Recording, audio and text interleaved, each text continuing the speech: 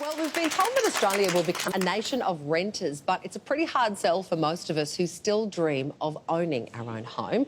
It's not the case for our next guest, though. He's made a fortune from rent vesting and says it can be the way to financial freedom. Please welcome property expert Chris Gray from Your Empire to explain how it works. Nice to see you. I love this. You own a Lamborghini, but you still rent your home. How does that work? A purple. And the Lamborghini actually goes up in value. Really? Yeah. That's a whole other segment. I'll come back on next week. Yeah. So I've had it for 7 years and it's risen in value. Wow. Wow. But the property. How do you justify that, though, that you can afford a Lamborghini but you're still renting your I should own maybe get 2 or 3 because then I'd have 3 cars going up. So the whole idea about the renting thing is most people can't afford where they want to live. Whether you're 20 or you're 40 or you're 50, whatever you earn, most people can't afford the house they want. So the whole idea is it's almost like Monopoly. You buy lots of those little ones. So think about a 2-bedroom in Bondi. In the middle of summer, everyone's queuing to rent it, so the rent goes up. But if you want to rent a $3, $4, $10 million home, no one can afford to rent it, so the price goes down.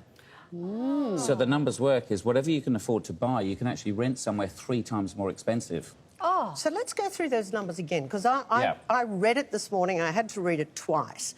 So you actually live where you want to but can't afford to, but you buy where you can afford and rent it out and let that rent pay for your other, but that goes up in price because capital gains, there's no capital gains on your own home. Sure. So... Where did I get it wrong? So the main thing is rent money is only dead money if you don't invest the equivalent somewhere else. So you've still got to buy. So if you just rent, that's bad news.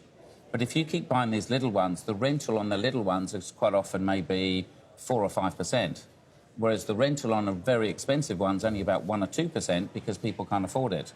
So that's the arbitrage, is lots of little ones make more sense than having the one big family one. So where have you invested? Which so parts of Australia? A lot of it's around eastern suburbs in Sydney, so around the Coogis, Bondis, Tamaramas, and over in the UK, which I came from. And then I live in Darling Point. On the harbour. And you still rent, and you've been doing this for how long? For 10 years, so now we've... Do you move a lot? We used to, but then when we got in the mindset of rather than dread moving, we're going to assume we move, then suddenly we've been in the same place for 7 or 8 years. And people said, my accountant said, when you get married, things will change, and obviously they do change, but that didn't change the thing.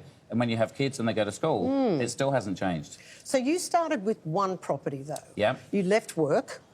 You were at... so I got up to 6 by then. So I got 1, and then I used 1 to get into the 2nd, 4th, 5th, 6th. So just give us an idea of the money on the first, OK? Here you are, you've got 1 property, you're renting. Yeah. How much rent were you paying? I know, so to start I bought my own ones. But what I worked out at 22 was I only earned £10,000, and normally you could borrow 3 times your income, but I borrowed 7. So rather than have a 1-bedroom studio, I bought a 3-bedroom house, rented 2 rooms out, and I lived for free. So my whole life I've lived for free because 1 bedroom's super expensive, but a 3-bedroom's twice as much, but you can rent the rooms out and live for nothing. So all of this stuff is completely opposite to the way we've been brought up. Clever. Would you be in trouble if the market tanks?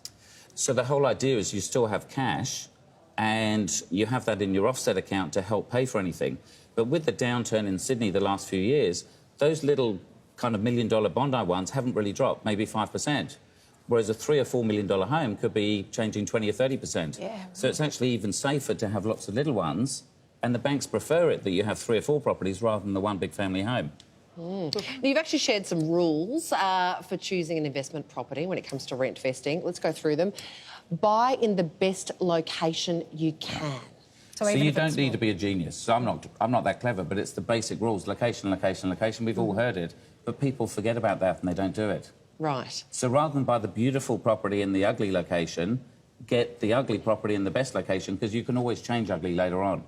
Buy around the median price range. Yeah, so what that means is if you're buying around the average price, everyone can afford to rent it or to buy it, so you've got lots of buyers. Hence the Bondi type thing. Got it. There's always someone that will rent it.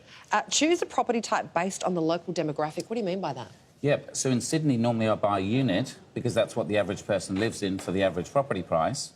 In Melbourne, I'd have a villa or a townhouse. Anywhere else in Australia, live in a house because that's what the average person wants to live. OK.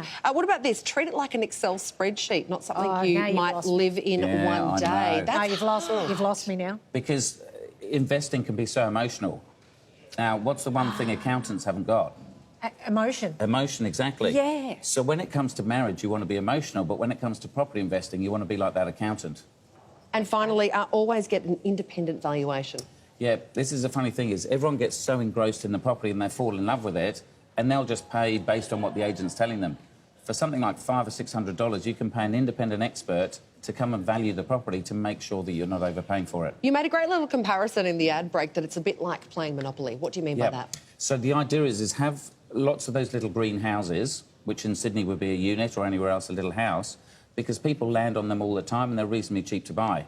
But then you go and rent the hotel on Mayfair or Park Lane, which is super expensive, but the rent's dirt cheap. And you still do that today? Yeah. You do not live in your own home? So I'm in Darling Point, and I'll rent... Which is fairly flash for the rest of Australia. So the rent doesn't even cover their strata fees, let alone their land tax or $1 of their mortgage. Mm. Wow. Wow. Very and clever. how much was the garage for the Lamborghini? That would have been You another had 2 or 3. another chunk. And the great thing is about our building, it's full of such old people they can't drive, so I can rent all their garages. So I've got quite a few cars, but I can rent the garages. Oh, my gosh. If you want to find out more about rent vesting, you can download a free copy of Chris's book at yourempire.com.au. Chris Gray, thanks for joining us. Thank you very much. Clever.